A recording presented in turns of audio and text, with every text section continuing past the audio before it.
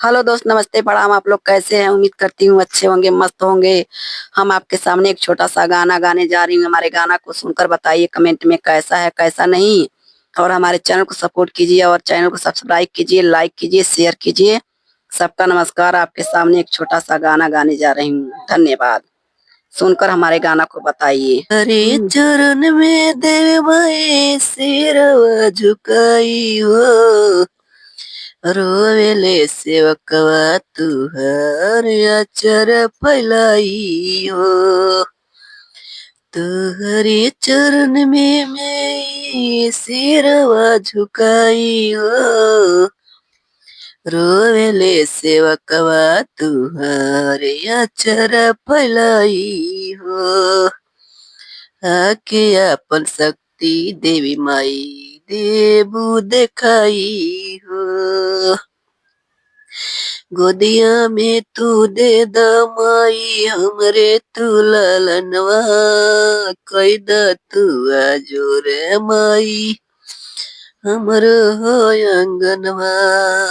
गोदिया में तू दे दमाई हमरे तू ललनवा, कई द तू आजोरे माई हमर हो अंगनवा।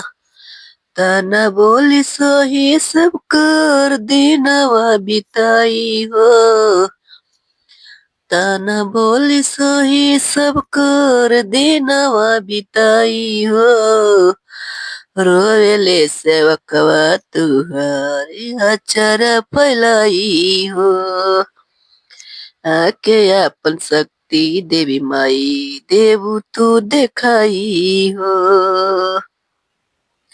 रोवेले सेवकवा तुहारे अचर फैलाई हो।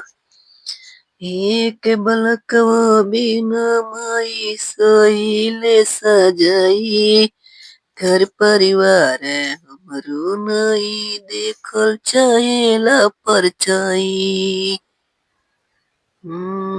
एक बलकवा बिना समय सहिले सजाई, घर परिवार देखल नहीं चाहेला परछाई।